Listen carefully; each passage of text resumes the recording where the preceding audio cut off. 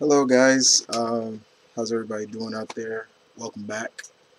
Uh, Wanted to finally really sat down and really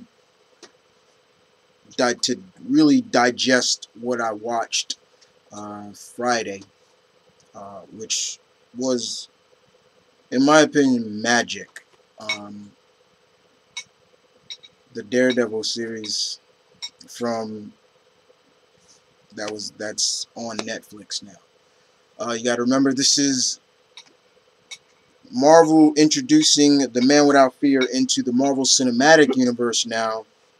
So we still get a little origin and how he came to be and where his character is in terms of catching up with the movies and everything like that. But this is one of four, or I should say five, of these series that's going to be on Netflix. And it goes from Daredevil. Next up is Jessica Jones. Then I believe it's Iron Fist and Luke Cage. Then they come together to form the Marvel Cinematic Universe's version of the Defenders. So yeah, we're not going to get Hulk, Silver Surfer, Doctor Strange, and Namor as the Defenders, and the original Defenders. But the Honorable Warrior, the Omni Geek High Lord of New York, is here to give his thoughts on Daredevil.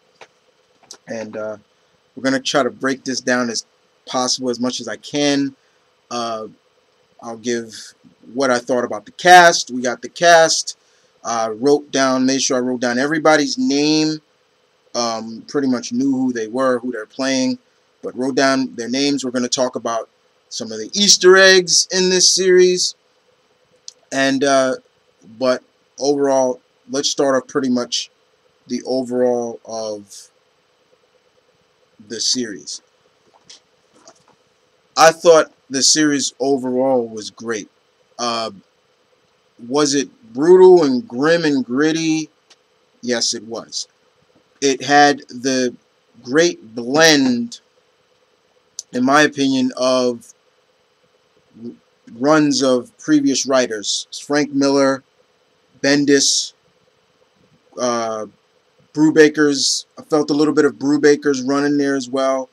Not so much of Mark Waid's, because his is more of on the lighter side, but still keeping it interesting. But very much,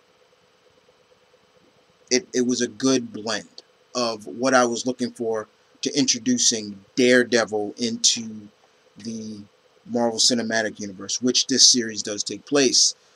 It takes place after kind of the Battle of New York. That's what they call the incident now. When the alien invasion with the Avengers, they call it the Battle of New York.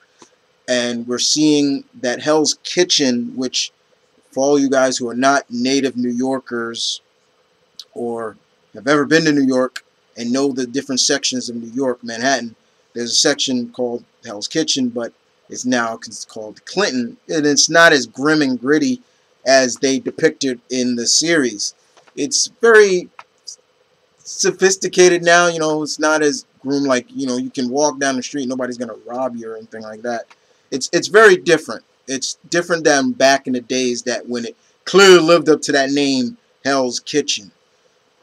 But like I said, overall, the feel of it, the visual of Hell's Kitchen, just the overall camera work was great. The fighting choreography in this was well put together, because one of my biggest fears was, guys, in this series, was the fact that they're just gonna make Matt just a brawler, and once again, I'm gonna put this right out here, guys. I am not, and I repeat, I am not going to debate, and I'm not going to compare the Ben Affleck movie to this. I will not do that. I'm sorry, I will not. So yeah, let's just put it like that. I won't do that. I won't. But definitely, you could see that The training was really great. I love that, you know, Matt was a martial artist. He was what he's supposed to be, kind of the silent ninja, which I enjoyed. Um, like I said, the fight choreography. There is a one scene right off the bat. I got to literally put and go, oh my god, thumbs up. Is episode 2 fight scene during the hall fight where Matt is going to rescue the little child that was taken by the Russian mafia.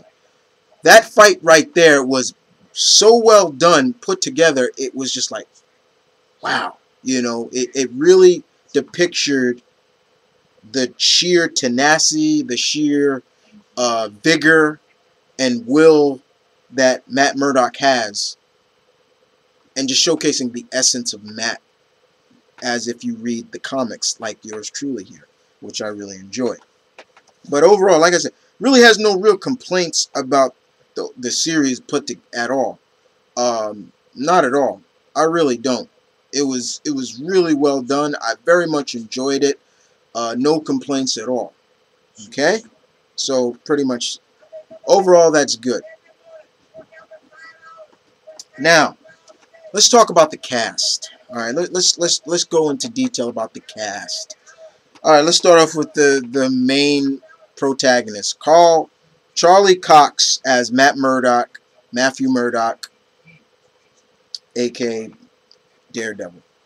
Now remember, he wasn't called Daredevil in this entire series, which I enjoyed. I very much enjoyed that too. I thought Mr. Cox did a very good job as Matt Murdock. I thought he played the character very well. A great blend of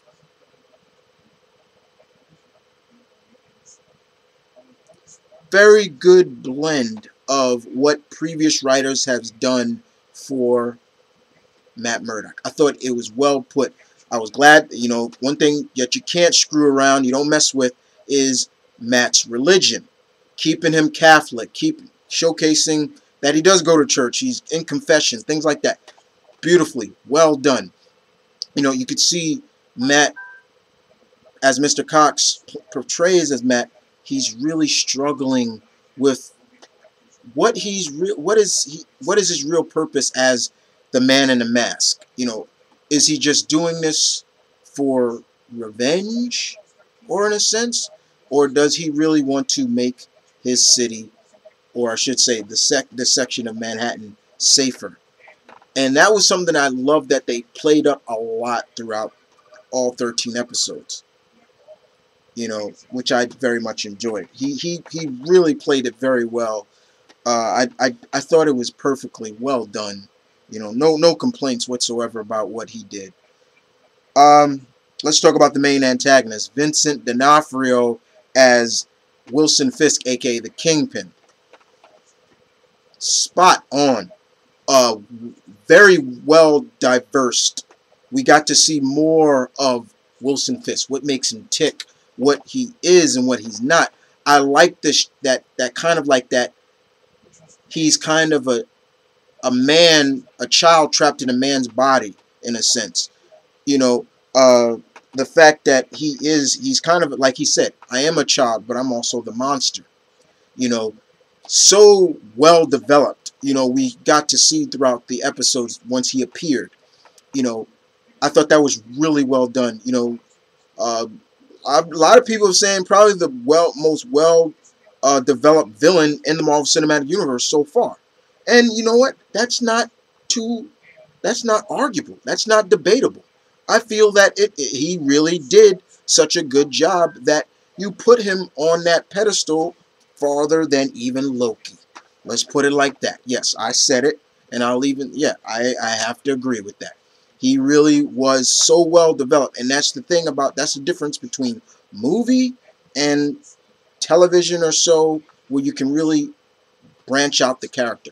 And we got to see that he's just not the business type, the boss kingpin that, you know, you screw with him, you're dead. No, we got to see the calmer side, the loving side, that, you know, he does have feelings first people that he cared about. Hence his right hand man, Wesley, that was played by what was his name? Uh, Toby Lennar. How he felt about Vanessa. I was glad they put Vanessa, his future wife, in there. Played by let me see, what's her name? Hope I'm pronouncing her name right. I let Zurer play, and she did a good job as Vanessa too. I thought she was really good. So we got to see that a lot with him, and I very much enjoyed Vincent D'Onofrio's, and I'm hoping we see more of him. Hopefully, yeah, we see maybe I would love to see him interact with Spider-Man. I mean, he is a Spider-Man villain too, so yeah. Uh, so definitely, very much. Let's talk about Deborah Ann Wall, who played Karen Page. Very good. I thought she was well done. Once again, we didn't get a lot of. See, now this is where I may have to compare a little bit of the movie. We didn't get a lot of Karen Page in the movie. We saw she was in the movie, but she was just like there. It wasn't. We didn't get to see more of her. But I loved her performance as Karen. She was this woman that was. We get to see her in the beginning. She was kind of beaten down a little bit, but then we saw her grow and showcase that she is on par with Matt and Foggy, where she believes in what they are working for, to build a better, for the city, and not being scared, and she's tired of being scared. There has to be the wrongs have to be written. I love that. I thought that was really well done. So she did a very good job as well. Uh, Eldon Henson, who played Foggy, he was great. This is a guy who I've seen since since he was a boy. Since he was. I'm trying to remember who he was in the Mighty Ducks. I can't remember his name, but from there, and to see him do all these roles, and then to see him grow into Foggy, and he played Foggy so well. This Foggy did not feel just like the comic relief, the sidekick. He had a purpose. He was more than just, like I said, the comic relief, the sidekick to Matt Murdock. He was on par with Matt. He was Matt's law partner, which they showcased a lot in the comics. So I very much enjoyed it. Um, Talked about Wesley. He was pretty well done. Let's talk about Von D. Curtis Hall, who played Ben Urich.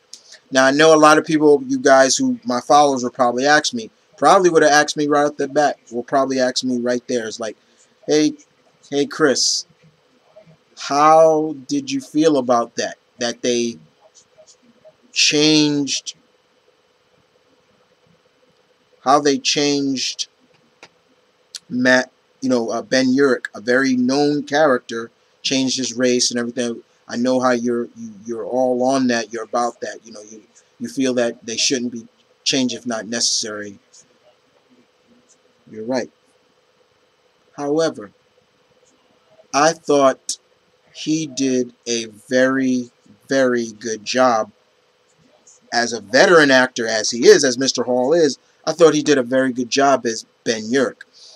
I liked that he was this top class very high profile investigative reporter that has done a lot of investigations and written a lot of pieces for the newspaper he worked for, the New York Bulletin, which was great. He had he written on about the Battle of New York. He's written some other pieces he did about the Italian mob. Now right here got me even thinking, and it got even a couple of friends of us thinking that would be a good segue into how you can introduce the Punisher into the Marvel Cinematic Universe. Is that it's the Punisher that took down the Italian mob. He's the one that took it down. And I thought that was a really, because even a friend of mine even was talking about it on Facebook, and I was just like, man, I thought about that too. Is that would be a good way of segue into Punisher, into how the Italian mob got taken down. But all in all, I had no real complaints about Mr. Hall as Ben Urich. I thought he had the essence of Ben Urich. I've reading Ben Urich in all various comics. I thought he played it very well. I thought I was really sad what happened to him. I thought, man, this would have been really cool to see him. Bam, he leaves the New York Bulletin and joins the upcoming Daily Bugle. I thought that would have been really cool, but I thought he was great. Uh, let's see, Rosario Dawson. Let's talk about Rosario. Oh, Rosario, yes. I know probably a lot of guys are probably going to ask this too. Was I? How do I feel that she wasn't? My theory didn't pan out. I'm fine with that. Like I said, if I'm wrong, I'm wrong. I still would have loved to seen her play Angelina Del Toro, White Tiger, but her version of Claire Temple, amalgamation of her, Claire, forgetting the person, and of course Night Nurse, I thought was well put. She did a very good job in the episodes that she was showcased in, and kind of a quasi love interest as well. But I thought it was good. She did a good job. I loved it. Scott Glenn as Stick, spot on. Stick, yes, in the comics. See, don't let the cartoon version of Stick, what we saw in the cartoon of Daredevil, not Daredevil, of Spider-Man, get it confused. Stick in the comics was a dick. As much as he kind of was a father-like figure to Matt Murdock, he was also a dick, and he played that dick role, the dick moves, very well. Stick was a real dick, and he played it very well, and I thought it was great. Very well done. The episode that he was in was great. He only guest starred once, but it was cool. Let's see who else I wanted to talk about. Bob Gulan, who played Leland Aweli, who was actually the owl. He always plays these dickish characters. He always plays these characters, and it works. I'm really sad that they didn't branch out more with the owl, but what we got was cool. We saw him scheming behind Wilson Fisk's back, which pretty much that's the owl to a T. So that was good. Hopefully they'll bring in his children, maybe to take his place. Maybe take his place. That'd be really cool. Who else I wanted to talk about? I'll leave the others for last because those are more of the kind of the Easter eggs and things like that. Besides, yeah, that's about it. But the cast was great. To me, no one actor in this role outshined anybody, in my opinion. Everybody played the role perfectly. Okay? That's how I look at it. So it was really good. So let's move on to the Easter eggs. All right. I'm a huge Daredevil fan. Matt Murdock, Daredevil, is my second favorite overall Marvel character, Marvel hero. He's second to Spider-Man. He's right up there. I love Daredevil. And there were a lot of Easter eggs in this that got you thinking. Especially you had to catch them, but they get you thinking. And I was just, every episode I watched, I actually would rewind back just to see, okay, what am I missing an Easter egg? Let me look at this, and the Easter eggs I caught, I was just like, you're as me being the geek that I am, you have a geekasm about that stuff, and it's just like, man, look at they're setting up for the other defenders. One of them right off the bat is I'm not going to go entirely in order, but I'm just going to give some of the Easter eggs. I'm not going to give them all because I want to see if everybody else got them as much as I did. But one of them right off the bat is the flashback between Foggy and Matt in Columbia University. And Matt and Foggy are talking about how Foggy takes the language Punjabi, and he's like, yeah, it's going to do this. And he says, you took Spanish, but Spanish, but you took Greek. You only learned Greek for that Greek girl. who in the Marvel universe, or I should say in the Daredevil universe, is Greek? No, no, but he said he took, but yeah, it was, he said Greek. He said if I wanted to, I would have just spoke Greek. Yeah, I would have just took Greek. but he said Greek for the Greek girl. He said you.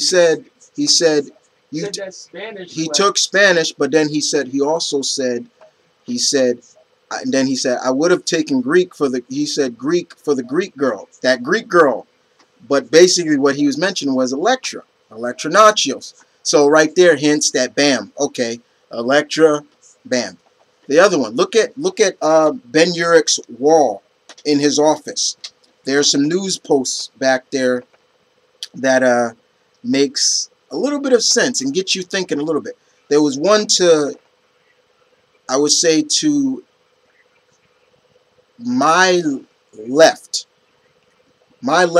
Ben's right. One said Harlem Terror.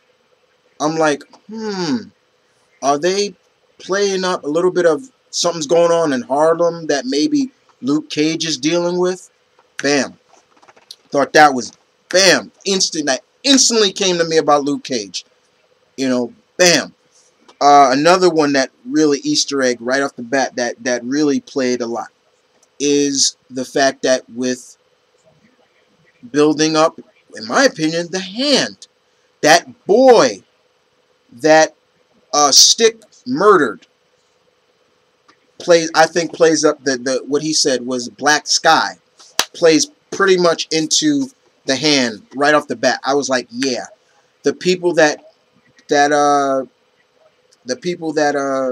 Stick was working for, I thought was the Shanti. The good ninja group that battles the Hand and the Snake Root clan of ninja. The guy that Stick was talking to, I believe, was Stone, another member of the Shanti. He was huge. I thought it could have been Master Izo, but then I was like, nah, Master Izo would be a little bit smaller, and he's also blind. But he made himself blind. But I think he would be more with the Hand first because he started the Hand before it became evil. So I was like, this guy is too big. I'm like, yeah, this has got to be Stone. Of course, we saw the Crusher Creel, Easter egg where Matt Murdock's dad was, fought. And I gotta admit, he did a good job as Matt's dad. However, here one of my friends is like, he didn't like this because now my memory kind of is a little bit lost on battling Jack Murdock. Correct me on this, guys. Was he a heavyweight fighter, or was he a middleweight or somewhere lower class, in a lower weight class? Because I don't remember battling Jack Murdock being a heavyweight. I think he was. I don't remember. Correct me on that one. Please help me with that one, guys. I can't really recall if he was, but I thought it was great.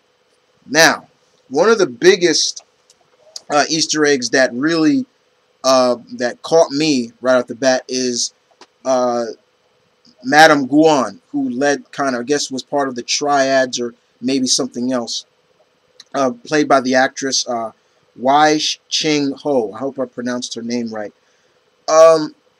She was very interesting because when Matt met her and she did something to Matt, she did an iron palm technique that really had Matt flying, and he was like, ow, like what the hell? Now, she was also in leagues with Aweli in trying to kill Vanessa, as you all know. They kind of staged that. But she told Aweli, she's like, and I quote, she said, I'm going to return back to my homeland. Aweli says, where? China? And she gave him a look like no, but almost like she wanted to say, but she probably couldn't. Now, right off the bat, this started getting me thinking, like, okay. I know where she. Right at the back, when I was like, oh my god, I know where she's from. First, I said, is she from Kulon, the city where Iron Fist was raised? But then I was like, no, maybe not just Kulon. Maybe she's from one of the other 7 cities of heaven. And I started thinking, and I was talking, me and another friend was talking about it. We were like, maybe she is from another one of the cities, not Kulon, but Kuzetsi. The and I believe she is the leader. I believe she's the Crane mother. So I'm like, yeah. But I'm thinking right off the bat, she's from one of the 7 cities of heaven where Iron Fist and Fat Cobra and the you know the Dog Orphan and all of them are from. I believe she's from there. But it really got me thinking, and that was another big Easter egg. I was like, man, okay, they setting up. They gave a little hint that Kulun. So for Iron Fist, uh, there were a lot of Easter eggs in here as well. But also, they played a lot. They had a lot of characters as well, not just the owl.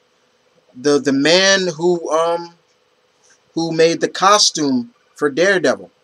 You know who that was, right, guys? Melvin Potter. You know who that was? That was Gladiator.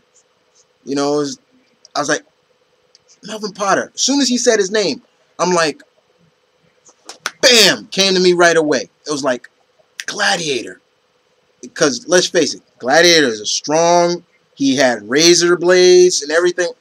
Bald. I'm like, and you kind of saw his suit in the back. He was creating his own suit. So right off the bat, I was like, yes, that's him. That's him. I thought it was great. So I was like, yeah, that's Glad. And he was strong as hell, man. So I was like, yeah, that was cool that, Gladiator made. They had so many classic Daredevil characters in there, from Turk Barnett, the little the bald African American guy that was in the show, in the series. That's Turk Barnett. He's been around. He's kind of like, as my friend Vernus would say, the Huggy Bear of Daredevil.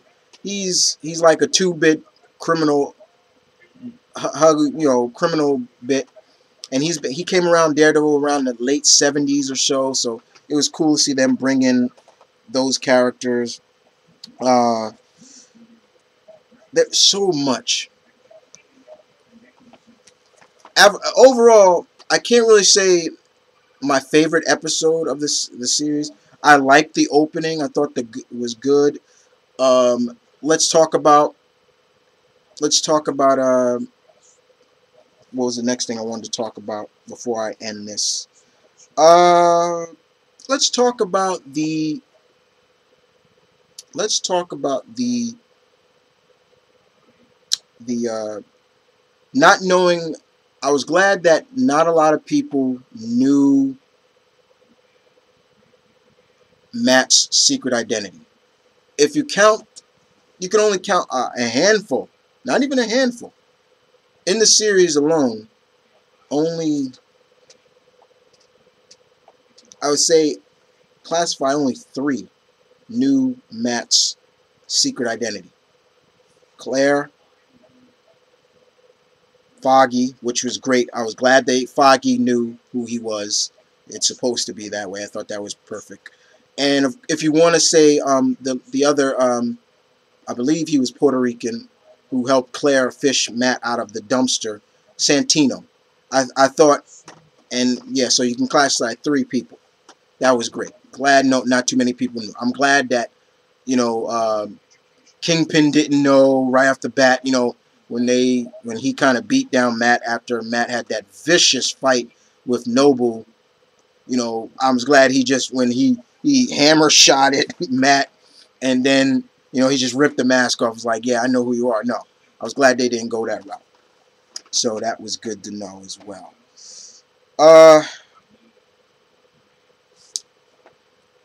Like I said, guys, no real complaints.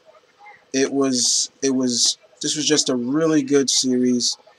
It gave a good blend of what I was looking for in this series, and it just makes me so more excited to see aka Jessica Jones, Marvel's Iron Fist, Marvel's Luke Cage, then the Defenders, and hopefully that this keeps going where you can get, you want to do Marvel, you want to bring the street level heroes into the Marvel Cinematic Universe, then go the Netflix route. That's my opinion.